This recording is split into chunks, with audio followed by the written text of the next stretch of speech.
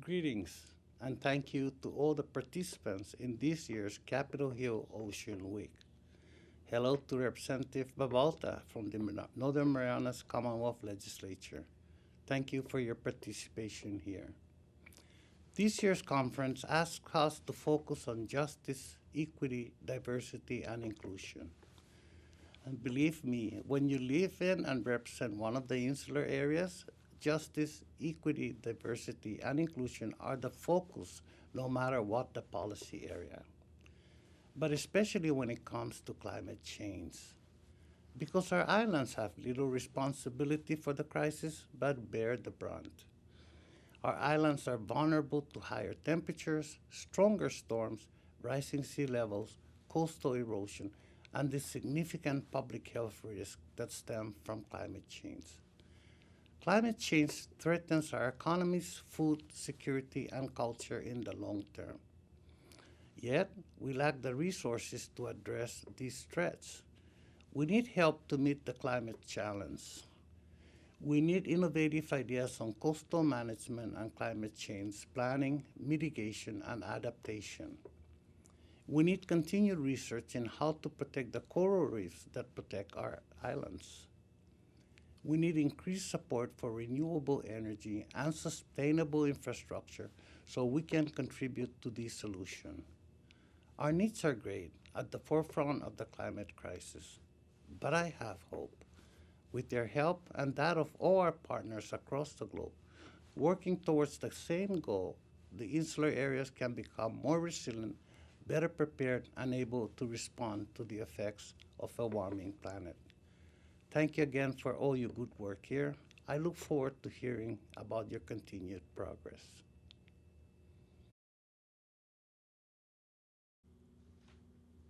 Talofa lava. I'm blessed to live at a place called Coconut Point on the beautiful island of Tutuila in American Samoa. From the yard, I can watch the waves strike the coral reef offshore. American Samoa is home to some of the world's largest and most resilient reefs, prime locations for those studying reef health, and the only U.S. reefs with certain South Pacific species. They're a key part of our tropical island ecosystem, necessary for shorelines and all sorts of living things. I can also say in the years I've lived there that the ocean has moved closer to my home. Shores erode, islands settle, waters rise. Since the devastating tsunami of 2009, scientists have identified a rate of subsiding or sinking on Tutuila, paired with sea rise that totals 7.6 inches in a decade. In neighboring AUMUA Island, we also have devastating wave erosion. I've spent time all over the Pacific region, including the much lower Marshall Islands, and I know there are many areas that deserve focus. That's why I'm an original co-sponsor of the Restoring Resilient Reefs Act of 2021. I have a bipartisan track record of supporting legislation, so feel free to alert my office to other legislative efforts that we should review. American Samoa's tropical rainforest is home to protected or unique birds, bats, and plants, one of many beautiful places in a wonderful world, and we're responsible for our actions in it. Thank you. Have a productive time. Soifua Maia Manuia. Hi, I'm Jennifer Gonzalez and I represent Puerto Rico in Congress.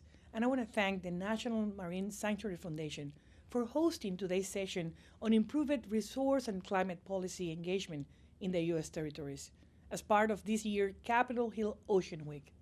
The 5 U.S. territories are at the front lines of issues like sea level rise and coastal erosion. As islands, we know firsthand how critical it is to develop and invest in policies that increase resiliency and help us mitigate the impact of hurricanes, coastal flooding, and other climate hazards. We also understand the value of keeping our oceans and marine resources healthy, including the social and economic benefits that this brings. For example, in the case of Puerto Rico, ocean-dependent industries support more than 150,000 jobs. And according to NOAA, the 5 U.S. territories are more dependent on the ocean and its resources than any coastal area in the mainland. Whereas an average of 2% of U.S. jobs are ocean-dependent, in the case of Puerto Rico, it is 7%.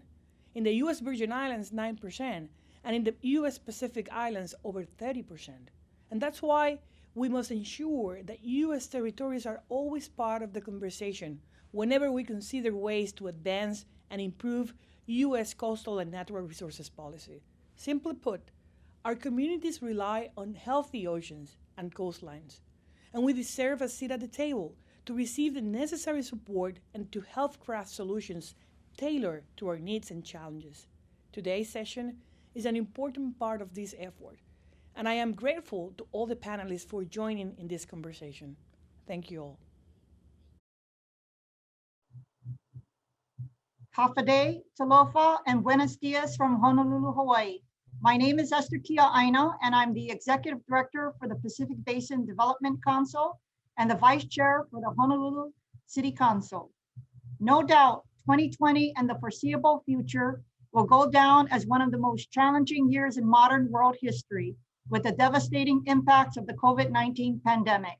Simultaneously, island communities continue to disproportionately feel the impacts of climate change while pursuing adaptation and resiliency strategies.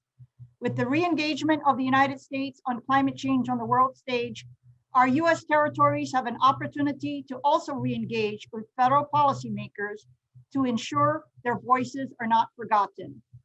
That is why our panel discussion today on improving resource and climate change policy engagement in the US territories is so important.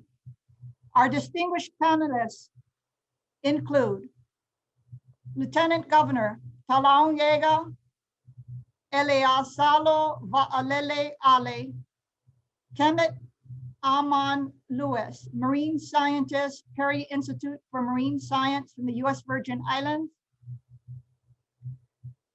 Lirio Marquez Dacunti, Executive Director for the Vieques Conservation and Historical Trust from Puerto Rico, Representative Sheila Babalta, Chairwoman of the Natural and Cultural Resources Committee of the 22nd CNMI Legislature, Commonwealth of the Northern Mariana Islands, and Dr. Austin Shelton, Director, Center for Island Sustainability from the University of Guam. At this point, I would like to welcome all of our panelists to provide introductory remarks, starting with Lieutenant Governor Talaunega. Talofa lava and greetings from American Samoa. I'm honored to represent American Samoa on this panel to provide a perspective to help improve resource and climate policy engagements in our islands. Pacific Islanders are resilient. Our ancestors learned to weather storms, drought, earthquakes, and tsunamis. They overcame these challenges and passed on lessons to help our people recover from these catastrophic events. But climate change is not an episodic impact like those that have come before. It is an ever-rising tidal wave that threatens to destroy our limited economy, our ability to sustain families, and our connections to our past. It threatens Samoa, our way of life. Many Pacific Islands already face a range of social, economic, and environmental stresses that reduce island sustainability and ultimately our ability to adapt to increased threats. Climate change highlights the need for environmental justice and equity. We are minor contributors to greenhouse gas emissions, yet we are on the front line with very few resources to address this global threat. Global sea level rise and local geological events have caused sea levels in American Samoa to rise by 7.6 inches over the past decade, a rate 5 times the global average. Our coral reefs are our first line of defense against this increasing tide. They are a living, growing barrier, breaking up 97% of wave energy and protecting our shorelines, our sacred sites, and our homes. But due to climate change, we have already witnessed more coral bleaching events in the past 6 years than the previous 3 decades combined. And ocean acidification will weaken these systems. We are worried for the future of our islands. But American Samoa is not sitting idly by. We are an early adopter of photovoltaic systems. Our Coral Reef Advisory Group coordinates efforts to improve reef resilience. The Department of Commerce is incorporating modern resilience adaptation practices into our local permitting code. The Department of Marine and Wildlife Resource is evaluating regulatory gaps to improve sustainable fisheries management and prevent outside threats through improved biosecurity and response. We also work closely with our federal partners, including the National Marine Sanctuary of American Samoa, to protect ocean resources as marine protected areas and to develop a sentinel site for climate change. Together, we are addressing local threats to our island natural resources. But there is a great need to expand our scientific capacity and develop our adaptation strategies that work for our island people. The development of a marine science center would enhance marine research and provide opportunities to local students to pursue scientific careers. For us to move forward, climate change requires innovative solutions for response and adaptation. The federal government must recognize the value of our reefs as natural infrastructure and prioritize restoration of these resources after natural disasters. And we must work together to develop and implement adaptation strategies that will allow us to quickly and fully protect our shorelines while also safeguarding natural systems. As we look to the future, our islands need to strengthen and diversify our economies.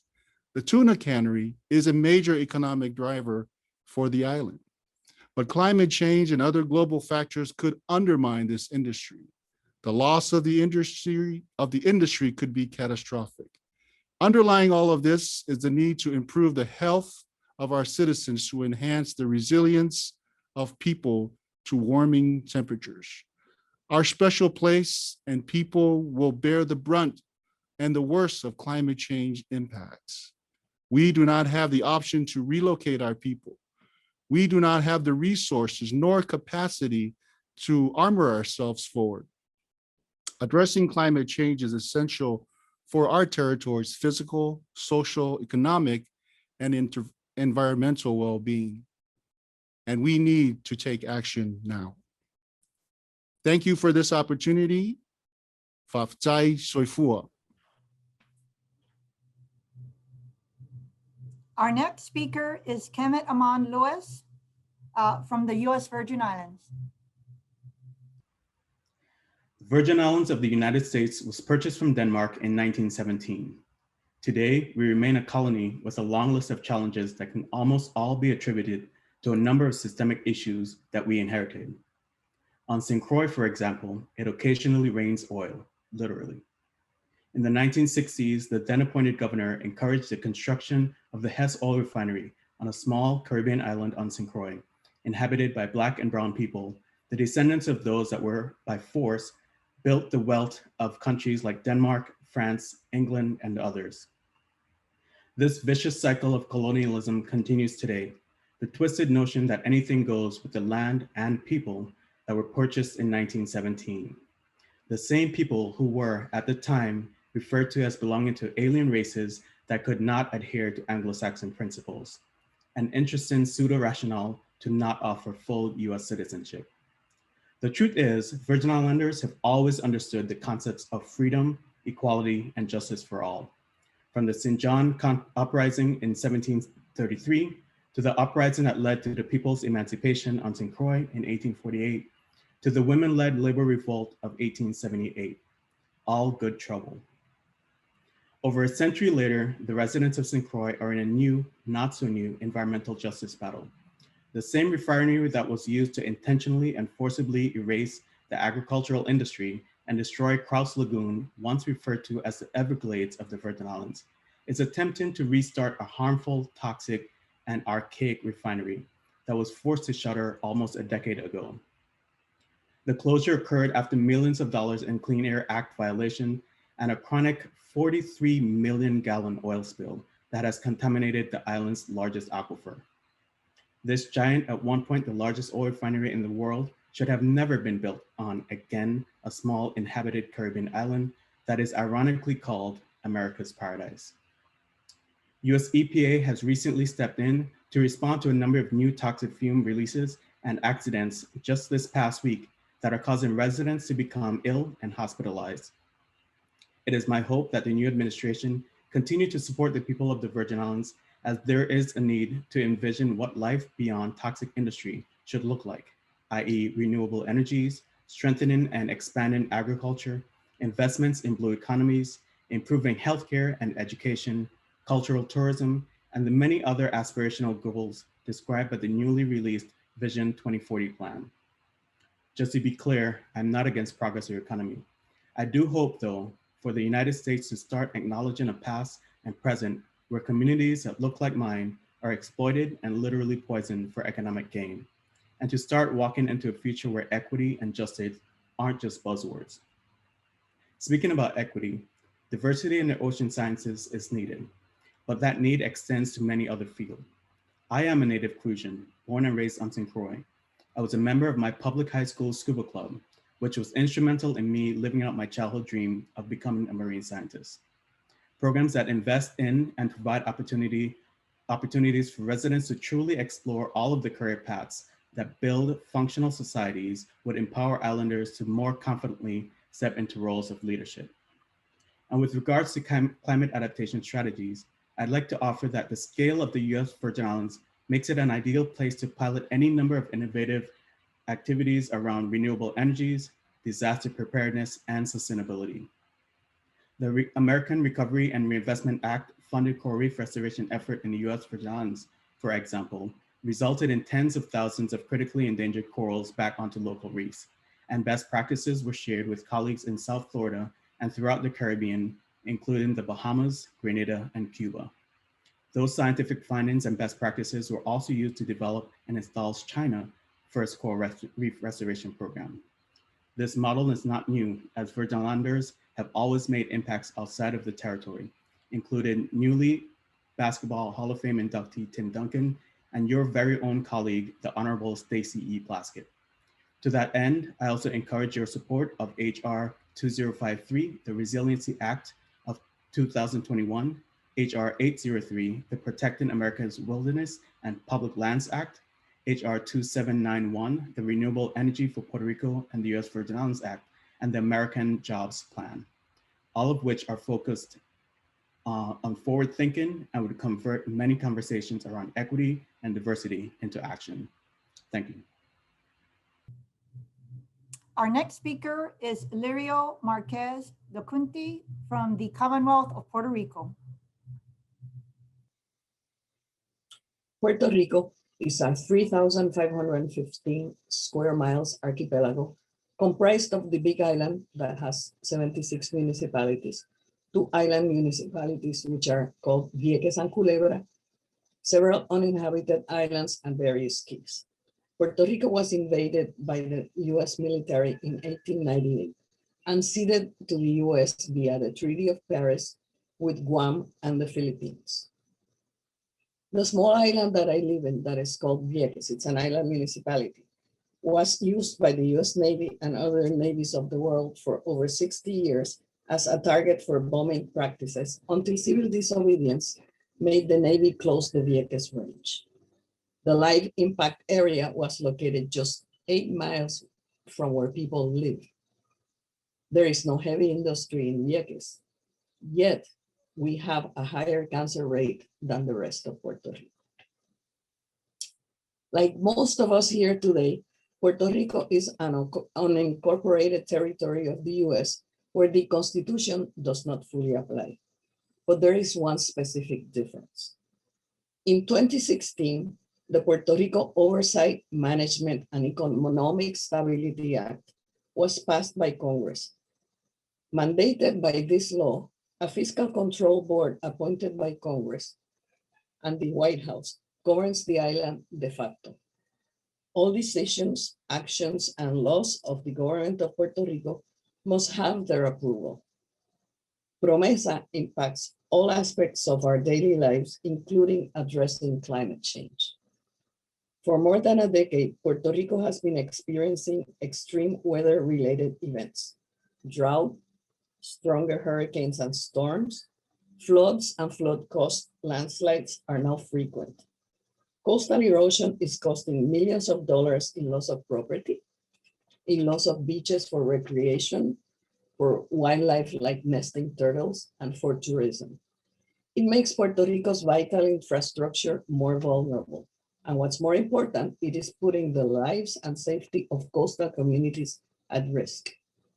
Coral reefs are contracting diseases and have undergone bleaching because of high water temperatures and the impact of hurricanes. The government of Puerto Rico has been aware of the need to plan and actively protect, adapt, and restore vital natural resources to address climate change for more than a decade. Countless documents have been drafted to educate government. Tens of legislative measures on climate change have been submitted, but very little has been achieved. Most agencies' budgets have been cut so drastically by the Fiscal Control Board that climate change is not a priority. In 2019, the Committee of Experts and Advisors on Climate Change and the Joint Commission on Mitigation, Adaptation, and Resilience to Climate Change of the Legislative Assembly were created by law to establish public policy for climate change and to draft a mitigation, adaptation, and resilience plan. It didn't get funded until last month. Communities, nonprofits, and academia are at the forefront of the climate change fight. At the VCHT, we have been working for more than a decade to protect our island from the impacts of climate change. The mission of the Vieques Conservation and Historical Trust, the VCHT, is the conservation of our cultural and natural resources through education, scientific research, and hands-on work, as well as disaster preparedness and resiliency. We co-manage the Vieques Bioluminescent Bay Nature Reserve, a spectacular ecosystem that is the main attraction for the tourism-based economy of our island. Currently, we are restoring the mangrove forest and seagrass beds that were destroyed by Hurricane Maria to prevent coastal erosion, fixate carbon, and protect our bioluminescent bay. We are educating our community, including local government. We have installed photovoltaic energy in our facilities to demonstrate its effectiveness and to lower emissions. And we are documenting the state of our corals in our waters. We applaud Congressman Grijalva's Insular Area Climate Change Bill. This legislative piece will help Puerto Rico. Congressman Grijalva has said in the past that PROMESA should be amended. I respectfully request from Congressman Grijalva a resolution from the Natural Resources Committee requesting that any funding assignment to the government of Puerto Rico include the requirement to evaluate the impacts on climate change of the use of these funds. We also request an amendment to PROMESA requiring that the utilization of funds by the government of Puerto Rico be consistent with climate change preparedness and adaptation, and that the government of Puerto Rico be required to provide periodic reports on compliance with such requirement. Thank you very much. Our next panelist is Representative Sheila Babalta from the Commonwealth of the Northern Mariana Islands.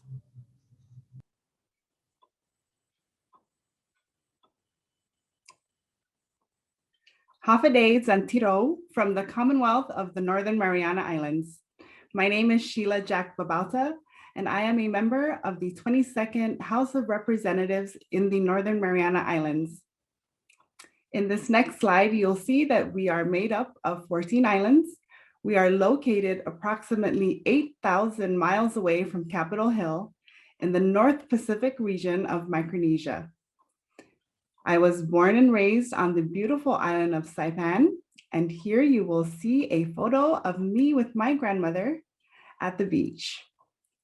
We are located next to the Marianas Trench, the world's deepest and most diverse ocean water.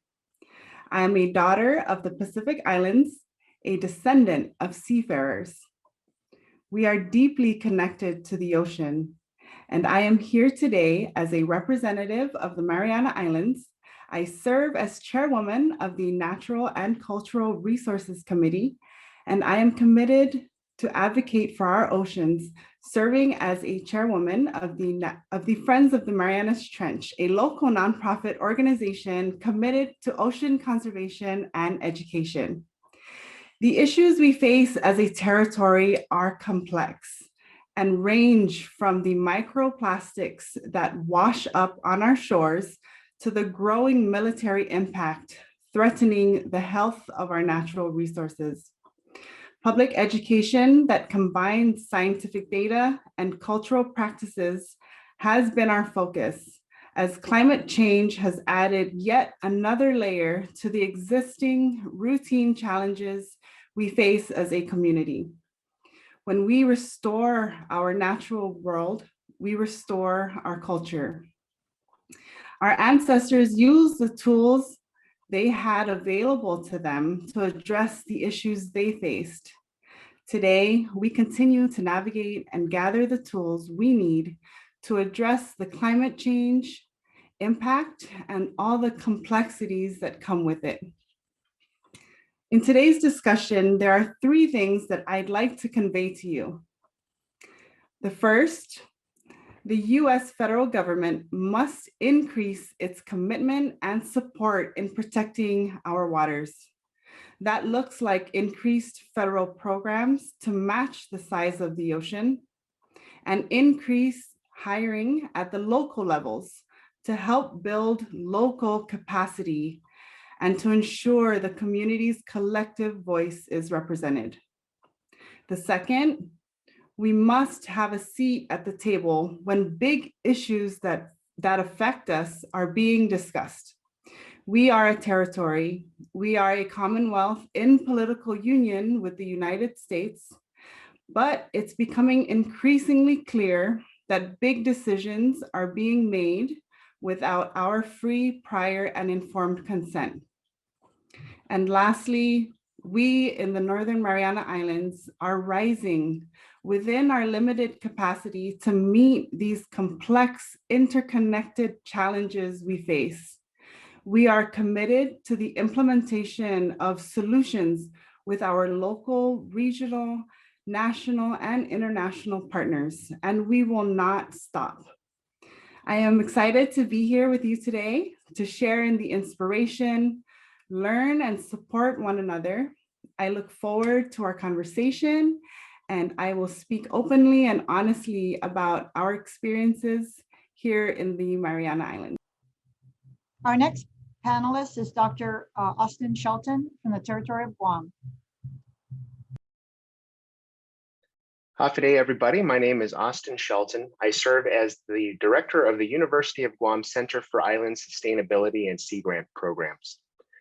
Our center was established in 2009 here at the University of Guam to lead and support the transition of our island region toward a sustainable future.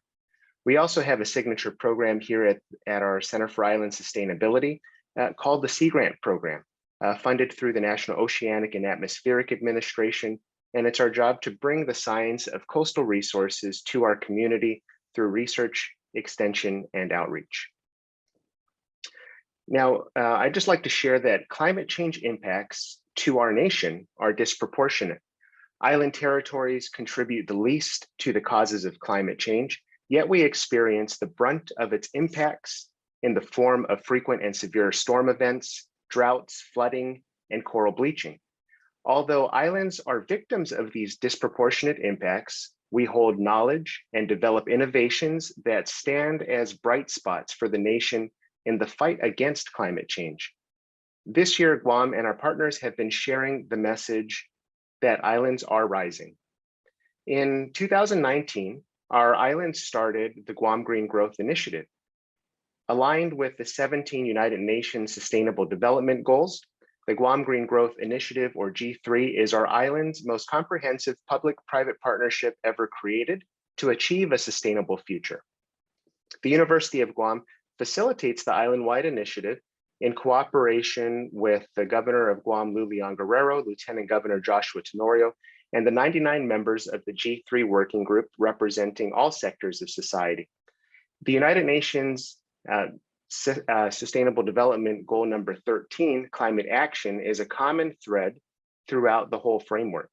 And also, we've done a few other things here in Guam, such as the governor forming the Guam Climate Change Resiliency Commission to ensure that we are forming all of our goals and priorities to act on climate change. And in 2019, we had Guam Public Law 35-46 signed, which makes us the first US territory to mandate 100% renewable energy production by 2045.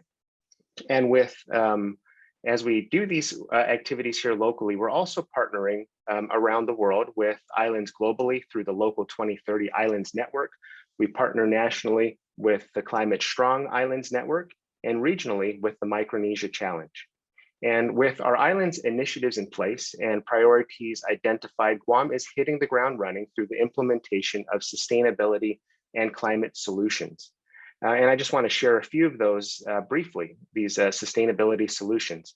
One of our issues that we see as a common thread in our islands is the land-based sources of pollution degrading our coral reefs, such as a picture like this in Fua Bay, Guam.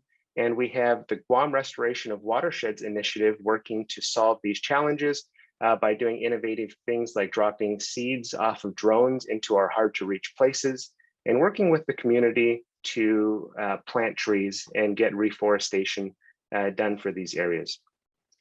We also have a problem with waste. We have an over-reliance on imports. Over 90% of all the goods we consume come in on ships and on airplanes, and then we have to dig holes in the ground and fill it up with all the associated waste products. And soon we will run out of space. So we have a solution through the advancement of the circular economy, which means keeping materials in use, regenerating natural systems, and doing a lot more recycling. So we have more recycling bins coming out that we're borrowing this concept from our friends over in the Commonwealth of the Northern Mariana Islands. We are working to explore larger options for the circular economy by turning plastics into bricks. And we are also creating the Guam Green Growth Circular Economy Makerspace and Innovation Hub at Chamorro Village, where we'll have tools like laser cutters, CNC routers, and different tools that we can put the transition into the circular economy in the hands of our local community. And finally, one last example of a solution is the launch of the Guam Green Growth Conservation Corps. We're actively recruiting for new members right now, and we will start this in mid-June to give our community workforce development training in the emerging green economy in agriculture, aquaculture, renewable energy, and others.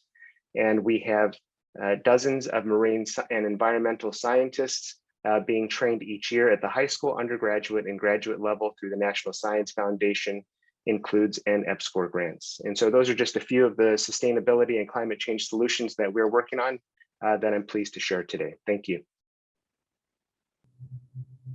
Thank you so much for your introductory remarks. At this point in the panel discussion, we will be moving forward with questions. And so if our panelists will be able to come back online. At this point, we're going to go into our questions. And our first question will be to Dr. Shelton. How does your relationship with the United States and territorial status affect your ability to address climate change and natural resource management? And what are some of the challenges standing in the way of cross-sector coordination? Thank you for the question, Councilwoman.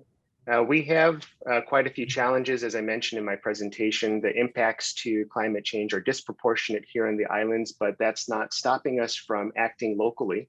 And hopefully through our local action, we'll be able to inspire more partnerships with our partners regionally and globally, and create global impact and change. So the things that we're focusing on here within our control in our island is to act locally on climate change through activities like our conservation corps, creating the circular economy, and reducing local environmental stressors. And so the science tells us if we're able to reduce local environmental stressors, we'll be able to make our environment a little more resilient to the impacts of climate change that are here and continue to compound and come through every day. So we would like to continue doing a good job at that and work with our global and regional partners to get the message out that islands need additional help, but we also can serve as bright spots in our nation's fight against climate change together. Thank you so much. Representative Babalta?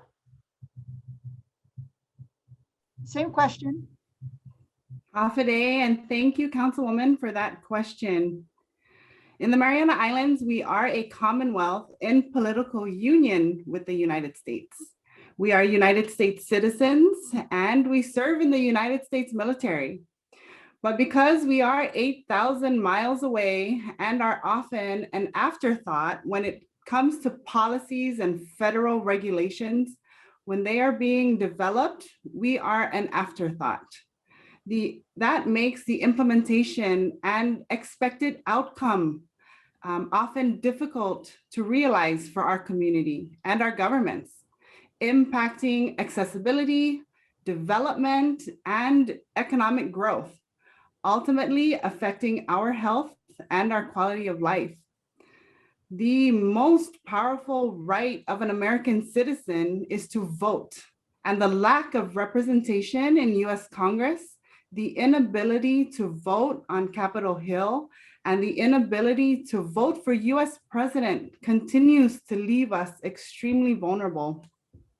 The massive funding received by the federal government through the CARES Act and the expected funding to come at almost $1 billion through the American Rescue Plan Act will definitely assist us here in the Marianas. However, it further blurs the boundaries and the relationship between our two governments and simply serves as a short-term solution, a band-aid towards climate change. Because what good is all that money, all that funding, when we have major threats at our doorstep, threatening our natural resources, our oceans, the health of our community? The Department of Defense has definitely made it very clear that they have consulted with us. However, in consultation with does not equal consent. And so having a voice at the table is what matters. And it is what we really, really need when it comes to these big issues that are affecting us here in the Mariana Islands. Thank you so much, Representative Babalta. You know, what's so unusual about the CNMI covenant compared to all of the other agreements between the US territories and the United States is the 902 consultation process, whereby the governor of your territory and the president can request from the other that that the parties engage in a high-level dialogue. And I was able to deal with that in the Obama administration. And I think a lot of other territories would like to have that option because you are dealing with some of the high-level issues on an equal basis. Thank you so much. I'm going to reread the question again, Ms. Marquez, because we're halfway through this question. And for our listeners out there, again, the question is, how does your relationship with the United States and territorial status affect your ability to address climate change and natural resource management? And what are some of the challenges standing in the way of cross-sector coordination? Ms. Marquez?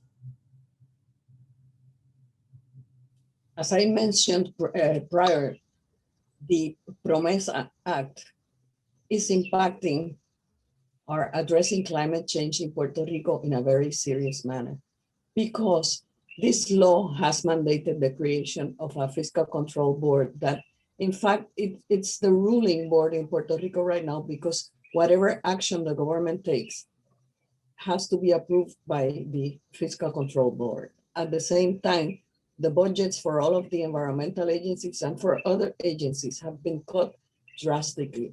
Same thing with the budget for the University of Puerto Rico. So that definitely our current relationship with the United States is more harmful to us dealing with climate change than it has ever been. Nonetheless, local communities, local nonprofit organizations, academia, and other groups are working together to try to address climate change in a way that we can move forward. But we would seriously request that all the funding that comes to Puerto Rico, all of the investments that come to Puerto Rico be required to comply with helping us address climate change, helping our community, because we are facing serious climate change impacts in Puerto Rico. In our organization, we work together, not just with our local government, but we also work with our regional partners. We work with US environmental agencies, and we try to work with everyone who will help our island move forward on dealing with climate change. Thank you. Thank you, Ms. Marquez. You raise an important point because under the current Biden administration, of course, they have placed a priority on climate change. And while, of course, you have representation in Congress and committees of jurisdiction, it's critically important that for policy and funding priorities with regard to the definition of the funding streams, that we ensure that all of the territories are included on that. And with regard to your comment about how a lot of the funding is coming through now, it currently is not taking into account climate change. And that's something probably all of the executive agencies have to take a better look at. Thank you so much. Mr. Lewis? Hi again, Esther, and thanks I wasn't able to say it I did not say it in my introduction, but I appreciate you facilitating us. I appreciate CHOW inviting us to share our thoughts on what the world as a US territory is for us and how it relates to the connection to the United States of America. And I think in that context, all of my colleagues on this call today have shared what some of the issues and implications are that exist in the individual territories. I think that's a big part of what the conversation should start with is understanding and recognizing what the issues are, what the issues have been, and then really strategically thinking about ways on which we can improve conditions moving forward.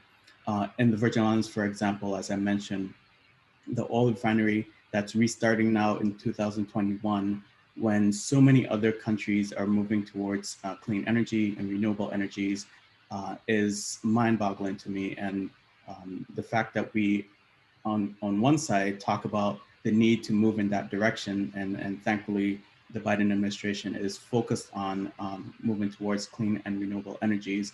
The reality is on St. Croix, and historically, there were a number of reasons why a territory of the United States was seen as the quote unquote perfect place to establish this industry. It's again mind-boggling that exists today. I think when you look at countries like Jamaica, Dominica, Grenada, Guyana, and even next door in Puerto Rico, where other places are moving towards doing the right things in terms of energy development and consumption, we're still stuck in the dark ages, and I hope that we eventually will step forward. A lot of that will take influence and pressure from the United States federal government to actually look at what's really going on in the territory and start to help, as I mentioned, envision what the country, the territory could look like with renewable energy in an era that is not focused on toxic industries. I mentioned the Honorable Stacey E. Plaskett in my opening remarks.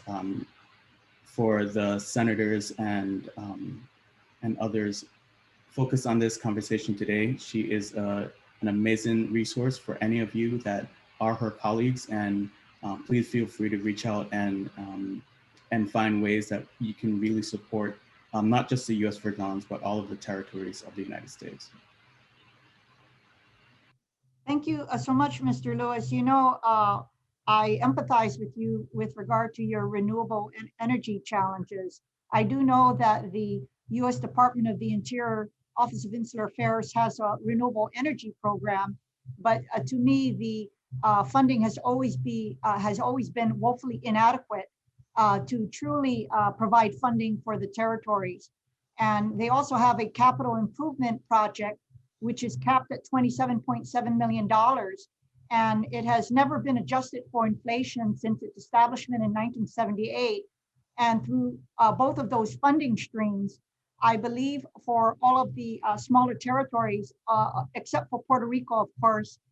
Sorry, Ms. Marquez, because Puerto Rico is not part of the jurisdiction of the Interior Department. The federal government really needs to look at underlying programs that can provide funding streams that exist already and significantly increase it to be able to address some of the issues that we're dealing with. Lieutenant Governor Talaong Ega.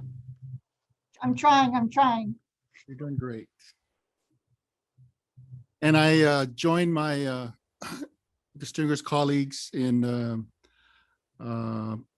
sharing our views, and also I think Councilwoman Kiaina is the perfect person to conduct this session because of her vast experience in dealing with the federal government and relationship with territories. And so I thank you for helping guide us through this discussion. American Samoa is a U.S. territory. It's been a U.S. territory since the 1900s. Like most of our fellow territories, the U.S. became interested in American Samoa because it had this deep water natural harbor. And the military folks in the days, the late 1800s, thought it would be a nice area in the South Pacific to serve as a post for the US, and its Navy ships back in the day were fueled by coal. And so American Samoa became part of the US in those days. It became a Navy station. The entire islands became a Navy station. And in World War II, in the early stages of World War II, it was a staging area for the US military. So we've had a long history of dealing with the military here in the islands, but we are non-citizens, US nationals. So we don't vote, and we have a member of Congress like other territories who do not vote. We have no voice in the US Senate. The Office of Department of Interior and the Office of Insular Affairs has been a great friend for American Samoa and the other territories in terms of expressing our views on what is important to the people of American Samoa. But that landscape, it's fraught with all types of issues. You have on the one side, a party who has basically no power or no say, and on the other hand, all the power. So navigating through that process, American Samoa is in the middle of the ocean in South Pacific. We have other island nations all around us, and so we deal with that relationship in a very careful way, because we are a territory, and things that we do and promises that we make in terms of our relationship with other countries around us ultimately have to be approved by the State Department or the federal government. So it's an interesting place to be, but we are doing the best that we can to serve the climate change needs of our local people here.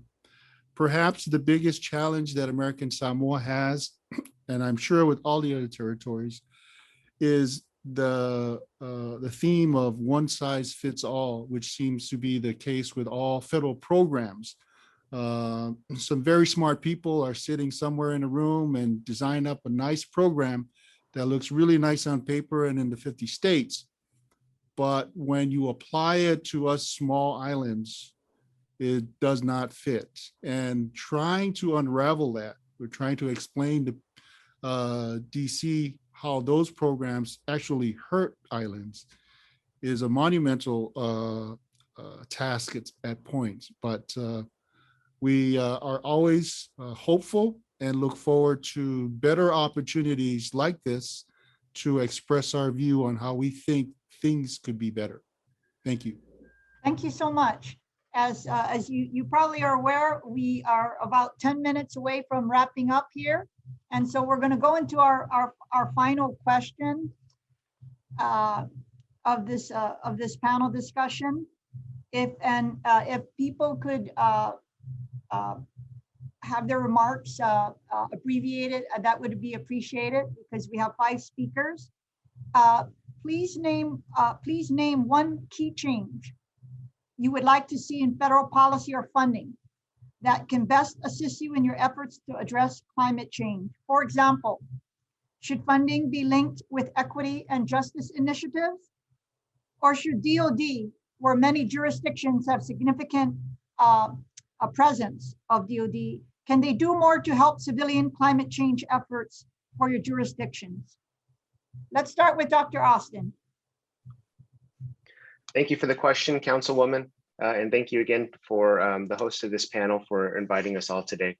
I would like to go back to my point earlier about the disproportionate impacts to territories and islands in the United States, and say that not just from the Department of Defense, but from all federal agencies, I think there would be an appreciation for more funding to address these disproportionate impacts. And then that way we can get to a little more justice and equity for the territories.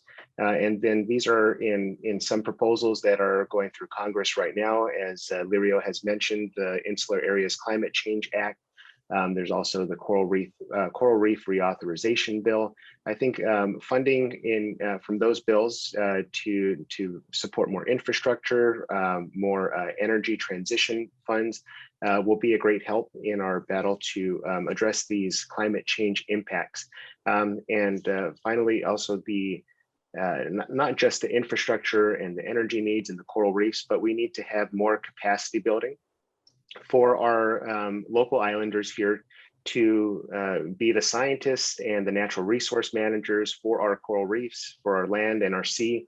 And so funding to more programs like the National Science Foundation includes, and EPSCoR and Sea Grant will allow us to build more capacity in these areas to take care of some of the most biodiverse ecosystems that we have in this country. So thank you. Thank you so much. Representative Abalta. Thank you, Councilwoman. Although we have had the opportunity to engage with the U.S. federal government through 902 consultations at intimate levels to report our concerns and communicate our grievances, it's important for us to discuss what happens after those discussions. A report is generated, it is shared, it is read, then what? The federal departments continue to push through with their agenda and their mission, leaving our concerns and grievances in the water. At least that's how we feel. But we don't stop and we do our best to engage in conservation efforts. I believe that the federal government must remember that free, prior, and informed consent is the foundation to self-determination and self-governance, language that is in our agreements with the United States. When policies and regulations and plans are being discussed, engage with us, truly engage with us.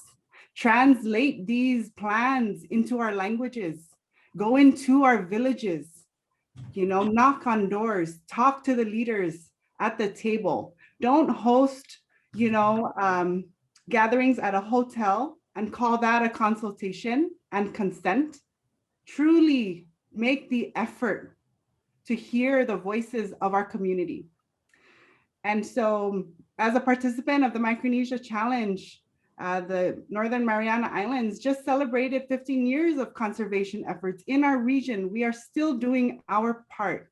Locally, we have 7 marine protected areas. Our government has committed to renew its commitment to the highly successful collaboration in Micronesia, expanding efforts for conservation to effectively manage 50% of marine resources and 30% of terrestrial resources by 2030. There's so much that we can learn from our indigenous brothers and sisters in the Pacific. This blue continent has a lot to offer the world and many, many solutions to the climate complexities, the climate issue, towards climate justice for all of us. Thank you so much, Representative Abalta. When things get better, I think all of you who are on this panel might have to come to DC to have your voices heard and amplified on top of our discussion today. Ms. Marquez? Thank you. Like I have mentioned before, I think there are several important things that can be done to help make the solutions more fair for Puerto Rico. One of them is, please do not defund our universities, because that is where our talent comes for dealing with climate change and with other important issues. Another, that fiscal control board that is governing us, we would rather see it disappear, but we live in a real world. But its treatment of Puerto Rico has to be more humane. It has to consider that the smaller communities, the students, everyone is suffering from their policies, from the way they are managing budgets.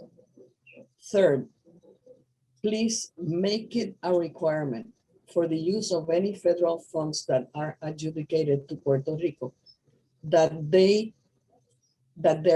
impact of the use of those funds on the climate change issue be reviewed and be considered, and also to make sure that the government of Puerto Rico has to periodically answer to the government of the US that gave those funds as to whether they are complying with climate change issues.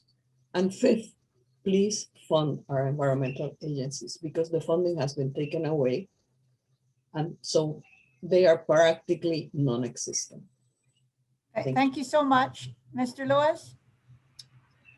Thanks, Esther. And again, I'll be brief. I just have two really, to me, important takeaways for the U.S. for Dons. One, the realization that this is a humanitarian issue that merits bipartisan support.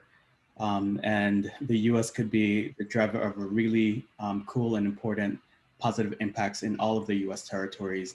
And I'd love to lead with that, because despite our past, all of our past, I think the future should be our focus. And we have, with all of the innovations, the advancements in technology, we have or stand at a really important place in history where we can do some really good things in the world.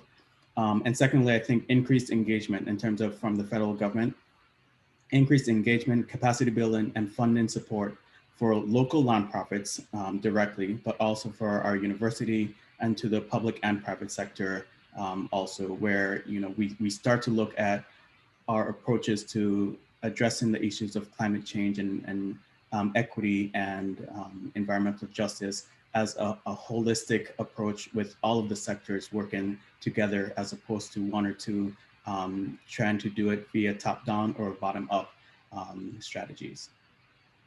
Thank you so much. And lastly, Lieutenant Governor? Two things. First, this is a loaded question, but I have two ideas. One, there's different funding mechanisms that Congress does when they issue these types of bills. And mostly what they do is they base funding on population. And, as mentioned by Dr. Shelton, one way they could deal with climate change is to fund it based on impact. And whichever area of the country is most impacted by climate change, that's bigger funding goes there. Not necessarily looking at population, but just looking at the impact. The second point that is referenced in all of the comments today is representation, and that's why this question is loaded to me, because it goes back to our entire beginning and our relationship with the U.S. Some of us have organic acts and have contracts with the U.S. Some of us, like American Samoa, still is waiting for an opportunity to have that sit down with Congress and negotiate the terms of our relationship. So there's many issues here. For example, like I mentioned, not having a voting member of Congress, not having representation in certain areas really impacts the ability of islanders, territories to really make a difference in this area. So thank you very much for this wonderful opportunity. Soy Fua Mayamanuia. Thank you so much for all of our panelists. And again, apart from my belief that I think all of you need to go to Washington, D.C. Once things get better, I would hopefully one day be able to meet all of you in person. For all of you listening out there, where we are participating from all of the various jurisdictions, territories in the Caribbean and the Pacific, and I'm based here in Honolulu, Hawaii. What we've heard today is that the islands in the Caribbean and Pacific are disproportionately impacted by climate change. We are living climate change. We're not just talking about it. And funding should be proportionally given out, proportionate to those who are impacted, not just based on population. And lastly, representation is so critically important with many of the members, all of the territories having delegates or resident commissioners to the U.S. Congress without the right to vote on the major funding proposals in the U.S. Senate or the U.S. House of Representatives, and of course the lack of the vote for a U.S. president. And so this panel discussion was an effort to hear their narratives from themselves, their individual perspectives, and to plea to federal policymakers to improve the manner of how you prioritize funding and policy relating to climate change for the U.S. territories. Thank you so much for participating today. Aloha from Hawaii.